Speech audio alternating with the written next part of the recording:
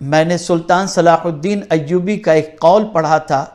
جس میں سلطان صلاح الدین ایوبی نے یہ کہا کہ اگر کسی قوم کو تباہ و برباد کرنا ہے تو اس پر ایٹم بم برسانے کی ضرورت نہیں، اس قوم کے نوجوان کو عیاش بنا دو، وہ قوم خود بخود تباہ ہو جائے گی۔ آج پوری دنیا کی طاقتوں نے یہ منصوبہ بنا لیا ہے کہ آج دنیا کے ہر نوجوان کو گناہوں کے دلدل میں ڈھکیل دیا جائے، دیگر چیزوں کے اندر مصروف کر دیا جائے، لغویات کے اندر ان کو ڈھکیل دیا جائے اور ان سے ساری صلاحیتوں کو چھین کر آوارہ گردی کے اندر ان کو ڈال دیا جائے۔ چنانچہ ہم دیکھتے ہیں ایک طویل عرصہ گزر چکا ہے، ہماری سوسائٹی کے اندر، ہمارے معاشرے کے اندر ایسا کوئی نوجوان ظاہری طور پر ابھرتا ہوا دکھائی نہیں دیتا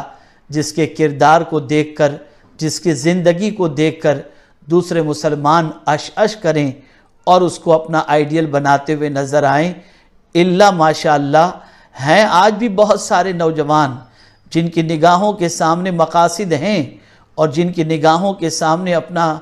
گول ہے، ایم ہے، اور وہ اس کے لیے محنت کرتے ہیں، لیکن اگر اکثریت کا جائزہ لیا جائے تو تباہی کے دہانے پر ہیں، برائیوں کے دہانے پر ہیں۔ آئیے نوجوانوں کے حوالے سے میں قرآن مقدس کی روشنی میں آپ کو سمجھانا چاہوں کہ اللہ رب العزت جل جلالہ نے نوجوان کو کیا چیز عطا فرمائی۔ پروردگار جل جلالہ ارشاد فرماتا ہے، اللہ الذی خلقکم من ضعف، اللہ تعالیٰ ہی ہے جس نے تمہیں ابتدا میں کمزور پیدا کیا۔ ہر انسان اپنی ابتدا پر غور کرے، اپنی پیدائش پر غور کرے، اپنے دنیا میں آنے کے وقت کے بارے میں غور کرے، اور دنیا میں جب وہ آیا تھا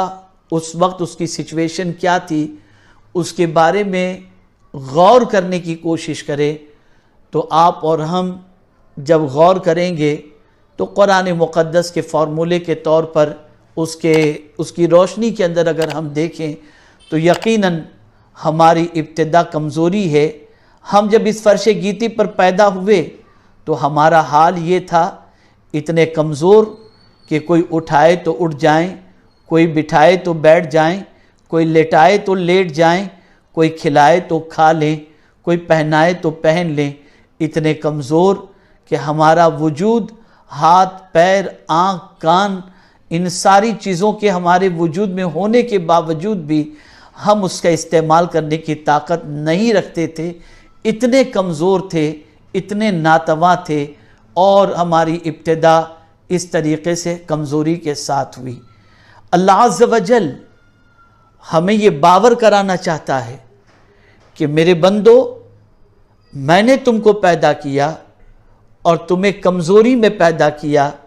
ناتوانی میں پیدا کیا، اور یاد رکھو پھر میں ہی ہوں جو تمہاری کمزوری کو میں نے دور کی۔ آہستہ آہستہ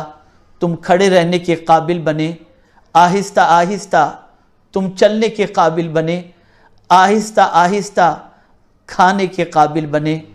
آہستہ آہستہ سمجھنے کے قابل بنے، پھر علم تمہارے پاس آتا گیا، وجود میں توانائی آتی گئی، اور پھر سچویشن یہ ہوئی کہ کل تک تم چل نہیں سکتے تھے، اب دوڑنے کی طاقت تمہارے اندر پیدا ہو گئی۔ کل تک کوئی چیز اٹھا نہیں سکتے تھے، آج من و وزن اٹھانے کی طاقت تمہارے اندر پیدا ہو گئی۔ کل تک بول نہیں سکتے تھے، اب تمہاری زبان کو قوت گویائی اور طاقت عطا کر دی گئی۔ تمہارے وجود کو یہ طاقت، یہ توانائی کس نے عطا فرمائی؟ تو میرا مولا قرآن مقدس میں ارشاد فرماتا ہے، ثم جعل من بعد ضعف قوة، پھر عطا کی تمہیں کمزوری کے بعد قوت۔ تو عطا کرنے والی ذات خدا کی ذات ہے، پالنہار حقیقی کی ذات ہے،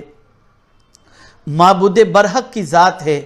احکم الحاکمین کی ذات ہے، جس نے ہماری ابتدائی کمزوری کو دور فرما دی،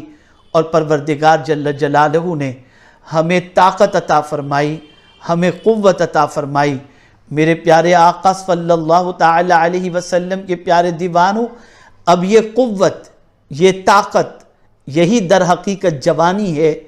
اور اس طاقت و توانائی کو ہمیں کن کاموں کے اندر یوز کرنا چاہیے، کن کاموں میں خرچ کرنا چاہیے، اپنی جوانی کا استعمال